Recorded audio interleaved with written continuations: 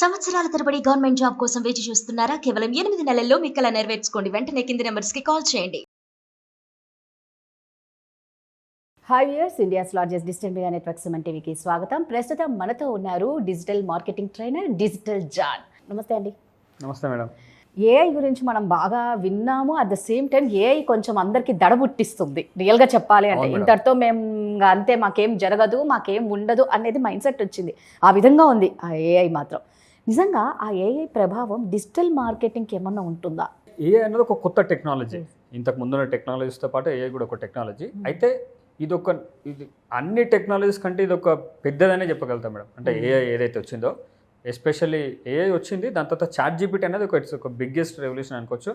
దాని తర్వాత చాట్‌జిపిటి లాంటి టూల్స్ చాలానే వచ్చాయి. ఈవెన్ చైనా నుంచి డీప్‌సీక్ కావచ్చు, ఇంకా ఎలాన్ మస్క్ నుంచి గ్రాక్ కావచ్చు, ఇంకా వస్తూనే ఉంటాయి అనుకోండి అటువంటి టూల్స్. అయితే ఈ టూల్స్ వల్ల డిజిటల్ మార్కెటర్స్కి ఏమైనా ప్రభావం అంటే మేడం, అంటే కొంతమంది ఎక్స్పర్ట్స్ ఇచ్చిన ఒపీనియన్ ఏంటంటే, ఈ బేసిక్ లెవెల్ వర్క్ ఎవరైతే చేస్తారో ఎంట్రీ లెవెల్, వాళ్ళు రీప్లేస్ అయిపోయినట్టే అంటున్నారు. లెట్స్ బేసిక్ కాంటెంట్ రైటర్స్ ఉన్నారనుకోండి, సో అది అడిగితే అది ఇచ్చేస్తుంది అనమాట. లెట్స్ ఒక జర్నలిస్ట్ని నేను హైర్ చేసుకోవాలనుకోండి, ఎగ్జాంపుల్ చెప్తున్నా, నేను హైర్ చేసుకోవాలనుకుంటున్నాను, నేను ఇప్పుడు హెచ్ఆర్. ఇప్పుడు దానికి ఒక జాబ్ డిస్క్రిప్షన్ అనేది సపరేట్గా తయారు చేస్తారు హెచ్ఆర్లో. ఈ జాబ్ డిస్క్రిప్షన్ అంటే ఏంటి అంటే, అసలు జర్నలిస్ట్ చేసే పనులు ఏంటి, అంటే మేము హైర్ చేసుకుంటున్న రోల్కి మీ శాలరీ ప్యాకేజ్ ఎంత ఉంటుంది, మీరు రిపోర్టింగ్ మేనేజర్ ఎవరు అని కానీ, మీ కంపెన్సేషన్ ప్లాన్, అదంతా ఉంటుంది. ఇదంతా నేను రాయాల్సిన అవసరం లేదు. ఈరోజు వెళ్ళి నాకు జర్నలిస్టు నాకు ఒక జాబ్ డిస్క్రిప్షన్ ఇవ్వమంటే అది ఇచ్చేస్తుంది అనమాట కంప్లీట్గా. ఒక ఈమెయిల్ రైటింగ్కే కావచ్చు, బేసిక్ వర్క్స్ ఏవైతే ఉన్నాయో అదంతా ఇది పర్ఫెక్ట్గా చేస్తుంది. మనం కొంచెం మనకు స్వల్ప మార్పులు చేసుకోవచ్చు అనుకుంటే చేసుకోవచ్చు. అయితే అన్నిటి కంప్లీట్గా పూర్తిగా రీప్లేస్ అయితే లేదు. ఖచ్చితంగా ఒకరు చేయాల్సిందే, మనుషులు ఉండాల్సిందే. ఏఐతో చేయించడానికైనా ఒక మనిషి ఉండాలి, మనిషి ఉండాల్సి ఉంటుంది అనమాట. ఇప్పుడు 10 మంది కూలీ పని చేస్తున్నారు అనుకోండి, ఒక వరి చేను కోస్తున్నారు అనుకోండి, ఇప్పుడు 10 మంది అవసరం లేదు, ఇప్పుడు 10 మంది దొరకట్లేదు కూడా. సో ఒక్కరు ఉండాలి అట్లీస్ట్ ఆ చేను కోసే మిషన్తో కోయించడానికైనా. ఆ మిషన్ దానంతా కాదు, పని చేయదు. సో మనకు ఒకరు కావాలి, ఆ ఎక్స్పర్టీస్ మనకు ఉండాలి మేడం. అంటే బేసిక్ ఎంట్రీ లెవెల్స్లో అదే స్కిల్ లెవెల్లో ఉంటే సరిపోదు. ప్రతి ఒక్కరు they have to upskill themselves. ఒకవేళ మీరు ఎక్కడైనా నేర్చుకున్నట్లయితే, ఎక్కడ నేర్చుకున్నా సరే కోర్స్ అయినా ఏదైనా స్కిల్ని మీరు అప్గ్రేడ్ చేసుకోవాలి. ఇంకా సరిపోతుంది కదా అనుకోవద్దు. నిరంతర విద్యార్థిగా ఉండాల్సిందే ఖచ్చితంగా, లేకపోతే అవుట్ ఆఫ్ ద ఫీల్డ్ అయిపోయే ఛాన్స్ ఉంది. అన్ని రంగాలకు ఉంది మేడం దీని. ఈవెన్ యూఎస్లో అయితే ఏఐతో ఫిల్మ్సే తయారు చేస్తున్నారు, మూవీసే తయారు చేసేసరికి కోర్టు దాన్ని బ్యాన్ చేసింది. ప్రస్తుతానికి కోర్టు దాన్ని బ్యాన్ చేసిందని నేను విన్నాను. సో దాన్ని వాడకండి ప్రస్తుతానికి, లేకపోతే వీళ్ళందరూ టెక్నీషియన్స్ అందరూ ఉద్యోగాలు కోల్పోతారు కదా. నిరుద్యోగం ఉంది, ఇంకా పెరిగే ఛాన్సెస్ కూడా ఉంటాయి. కాబట్టి కొత్త ఉద్యోగాలను కూడా సృష్టించే అవకాశం ఉంది. ఏఐని మనం ప్రాపర్గా నేర్చుకోగలిగినట్లయితే అందులో కూడా చాలా ఉద్యోగ అవకాశాలు ఉన్నాయి. కాబట్టి దాన్ని భయపడాల్సిన అవసరం లేకుండా మనం దాన్ని ఎంతవరకు యూటిలైజ్ చేసుకొని, మనం దాన్ని యూజ్ చేసుకొని మనం ఎంత పైకి వెళ్తాం అనేది ఉండాలి మేడం. అంతేగాని మనం అది వచ్చింది కాబట్టి ఇది ఒకటి ఎఫెక్ట్ ఉంటుంది అంటే కొంత ఉంటుంది. అది ఏ టెక్నాలజీ వచ్చినా, ఈవెన్ మన తెలుగు ఫిల్మ్ ఇండస్ట్రీలో కూడా డిజిటల్ కెమెరాస్ వచ్చినప్పుడు వాళ్ళు వద్దన్నారు అనమాట. అంతకుముందు ఫిల్మ్ బేస్డ్ పైన ఉన్న కెమెరాస్ కానీ, దానిపైన ఉన్న స్టూడియోస్ వర్క్స్ కానీ అదంతా వాళ్ళు వద్దన్నారు. కానీ ఎక్కువ కాలం దాన్ని వాళ్ళు ఆపలేరు. ఇప్పుడు ఏదైనా సరే, ఈవెన్ ఏదైనా సరే అది వచ్చేస్తుంది అంతే కదా మేడం. ఎంత అనుకున్నా సరే, ఈవెన్ ఇప్పుడు ఆటోలు కూడా అదే ఊబర్ వచ్చింది, ఇది వచ్చింది అని చెప్పి వాళ్ళు స్ట్రైక్ చేస్తుంటారు. బట్ స్టిల్ అది వచ్చేసింది మేడం. అంటే అది వస్తుంది, అది కొంతవరకు వీళ్ళు ఆపగలుగుతారు. కానీ ఆ టెక్నాలజీలో మనం ముందుకు వెళ్ళాల్సి ఉంటుంది, దానికి తగ్గట్టు మనం తయారవ్వాల్సి ఉంటుంది.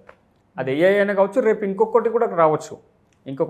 ఈవెన్ పోస్టర్స్ డిజైన్, కంటెంట్ రైటింగ్కి అయితే చాలా హెల్ప్ అవుతుంది డిజిటల్ మార్కెటర్స్కి.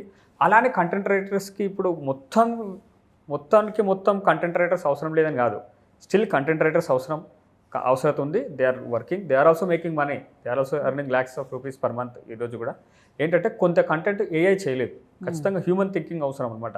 ఈ కంపెనీ ప్రోడక్ట్ ఏంటి అని కానీ, అసలు టార్గెట్ ఆడియన్స్ని అర్థం చేసుకొని ఎలా రాస్తే వాళ్ళు చూసి సేల్ అవుతుంది అనేది ఒక రైటింగ్ ఉంది కంటెంట్ రైటింగ్లో. దాన్ని కాపీ రైటింగ్ అని అంటారు మేడం. లేకపోతే ప్రిసైజ్గా యాడ్స్ కోసం, సేల్స్ కోసం రాసే కంటెంట్ని కాపీ రైటింగ్ అని అంటారు. కాపీ రైటర్స్ రాసేది కొన్ని లైన్సే ఉంటుంది మేడం ఒక్కోసారి, but they charge in lakhs. So అలా ఉంటుంది వాళ్ళ టాలెంట్. సో అది ఏఐ చేయలేదు అంత ఎఫెక్ట్గా. ఏంటంటే ఏఐ కూడా వర్క్ చేస్తుంది ఏంటంటే, దానికి ఆల్రెడీ ట్రైన్ చేసిన దానికి తగ్గట్టే అది చేస్తుంది. కానీ కొత్తగా ఆలోచించేంత ప్రస్తుతం అంటే ఉండకపోవచ్చు, బట్ స్టిల్ ఎంత ఉన్నా సరే మేడం హ్యూమన్స్ అయితే అవసరం. హ్యూమన్ ఆ స్కిల్ని ఇంకా అప్స్కిల్ చేసుకోవాలి. ఎవరు అప్స్కిల్ చేసుకుంటే వాళ్ళు ఉండగలుగుతారు అంతే. లేదు మేము అప్స్కిల్ అవ్వమనుకుంటే ఏఐ తీసుకెళ్ళిపోతారు అనుకోవచ్చు. ఈవెన్ ఏఐ జస్ట్ కంటెంట్ రైటింగ్కే కాదు మేడం, ఈవెన్ పోస్టర్స్ డిజైన్ చేయడానికి కావచ్చు. కొంత ప్రాంప్ట్ కనుక ప్రాపర్గా ఇవ్వగలిగితే అదే తమ్నెల్ డిజైన్ చేసి ఇస్తుంది, ఒక వీడియో చేసి ఇవ్వగలుగుతుంది. నేను తెలుగులో చేసిన వీడియో ఇచ్చి నాకు హిందీలో ఇవ్వమంటే అది ట్రాన్స్లేట్ చేసి కూడా ఇస్తున్న టూల్స్ కూడా వచ్చాయి హిందీలో.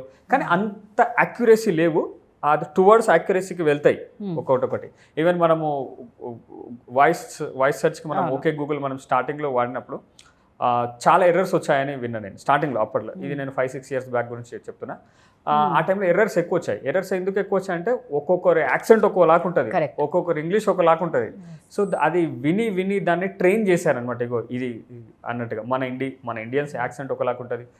సో దాన్ని ట్రైన్ చేసేసరికి దాన్ని ఎర్రర్ పర్సంటేజ్ని తగ్గించుకుంటూ తీసుకురాగలిగారు. ఈరోజు నేను క్లాస్ చెప్పేటప్పుడు ఓకే గూగుల్ అన్న ఆన్ అయిపోతుంటుంది, పక్కకి ఆన్ అయిపోతుంటుంది. అరే ఏంటి అనిపిస్తుంటుంది. సో ఈవెన్ ఎంతగా అంటే మీరు ఏదన్నా ఒక్కొక్కసారి మీకు సాంగ్స్ గుర్తొస్తుంటాయి మేడం, సాంగ్స్ వినింటారు, అరే అది ఏదో సాంగ్ ఉండే అని అనుకుంటారు, లిరిక్స్ మీరు మర్చిపోయింటారు. అది కూడా మీరు జస్ట్ హమ్ చేసినా చెప్తుంది, అది హమ్ చేసినా చెప్తుంది. సో అలా ఉన్నాయి అంటే కొంతవరకు యూజ్ అవుతుంది. మనం యూజ్ చేసుకొని మనం ఇంకా బెటర్ అవ్వాలి, ఇంకా మనం ఎక్కువ వర్క్ చేయాలి కదా అప్పుడు ఏ ఉందన్నప్పుడు కదా. ఇప్పుడు అప్పట్లో నేను మేడం బస్సెస్ పబ్లిక్ ట్రాన్స్పోర్టేషన్ వాడేటండి, బస్ పాస్ ఉండే. అయినా still I use to go time. ఇంత హైదరాబాద్ ఇంత ట్రాఫిక్ ఉన్నా ఏ టైంకి స్టార్ట్ చేసే టైంకి వెళ్తున్నా నాకు తెలుసు, అంత ఆ నాలెడ్జ్ ఉంది కాబట్టి మనం వెళ్ళేటోళ్ళం. బట్ ఈరోజు మెట్రో వచ్చింది, క్యాబ్స్ వచ్చినాయి కదా, బైక్ ట్యాక్సీలు వచ్చినాయి, బట్ స్టిల్ జనాలు లేట్ వెళ్తున్నారంటే దానికి కారణం ఎవరు? కరెక్ట్గా చెప్పారు. అవునా కదా మేడం? జనాలు లేట్ వెళ్తారంటే ఎవరిది మిస్టేక్? టెక్నాలజీ వాడుకోలేదు మనదే వాడుకోవట్లేదు. సో అట్లనే ఏఐని కూడా మనం ఏఐని వాడినప్పుడు మనం ఇంకా ఎక్కువ చేయాలి కదా వర్క్, ఇంకా ఎక్కువ డబ్బులు సంపాదించాలి కదా. సో మన థింకింగ్ కనుక అలా ఉండగలిగితే ఇంకా మనం ఎక్కువ సంపాదించగలుగుతాం మేడం. ఏఐ అయినా సరే, టెక్నాలజీ అయినా సరే, నథింగ్ టు పానిక్. అన్ని రంగాలకి ఇది యూజ్ అవుతుంది, యూటిలైజ్ అవుతుంది. మన రంగానికి మనం ఎట్లా యూజ్ చేసుకొని మనం ఇంకా ఎట్లా డెవలప్ అవుదాం అన్నట్టే ఉండాలి. ఈవెన్ ఫోటోగ్రఫీ రంగంలో కూడా రీసెంట్గా సెంథిల్ గారిని ఎవరు అడిగారు, సరే ఏఐ వస్తుంది కదా, ఏఐ వస్తుంది అంటే అది ఇంకా డెవలపింగ్ స్టేజ్లో ఉందని చెప్తున్నాను అనమాట. వాళ్ళు స్టిల్ వాళ్ళ కెమెరాస్ అంతా రెగ్యులర్గానే జరుగుతున్నాయి. ఏఐని వాడుకొని ఇంకా బెటర్గా చేయగలుగుతారు. కొంత అసిస్టెన్స్ అయితే ఉంది, కొన్నింటికైతే ఇంకా ఎక్కువ అసిస్టెన్స్ కూడా ఉంది మేడం. కొన్నిసార్లు మేము సోషల్ మీడియాలో పోస్టర్స్ డిజైన్ చేస్తాం మేడం, దానికి క్యాప్షన్ రాయాలి కింద ఏదైనా షేర్ చేయడానికి. ఆ ChatGPT లాంటి టూల్స్కి ఆ పోస్టర్ అప్లోడ్ చేసి ఈ పోస్టర్ని నేను సోషల్ మీడియాలో షేర్ చేయాలనుకుంటున్నా, దీనికి ఒక అదే క్యాప్షన్ ఇవ్వండి అంటే అది బెటర్గా ఇస్తుంది. మంచిగా కంటెంట్ రైటర్ రాసి ఇచ్చినట్టే ఇస్తుంది, విత్ ఎమోజీస్తో సహా ఇస్తుంది, ఎమోజీస్తో పాటు విత్ హ్యాష్ట్యాగ్స్తో సహా ఇస్తుంది.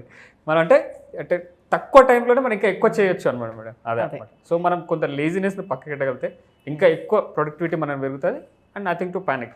అంటే ఏమర్థం అవుతుంది అంటే హై కాంపిటీషన్ మనకు ఏఐకి అన్నట్టు చాలా కాంపిటీషన్, మనం బెటర్ ఉండాలి, దానికన్నా బెటర్ ఉండాలి. చాలా టఫ్. దాన్ని యూటిలైజ్ చేసుకోవచ్చు మేడం, ఒక అసిస్టెంట్ లాగా మనం యూజ్ చేసుకొని ఇంకా బెటర్ గా చేయాలి. మనం అసిస్టెంట్ లాగా మనమే అసిస్టెంట్ అవ్వదు, మనం బాస్ లాగా ఉండాలి, దాన్ని అసిస్టెంట్ చేసుకొని మనం చేయగలిగితే ఇంకా బెటర్ గా రాణించగలుగుతాం మనం, ఎవరైనా ఏ రంగంలో ఉన్నా సరే. Super, thank you.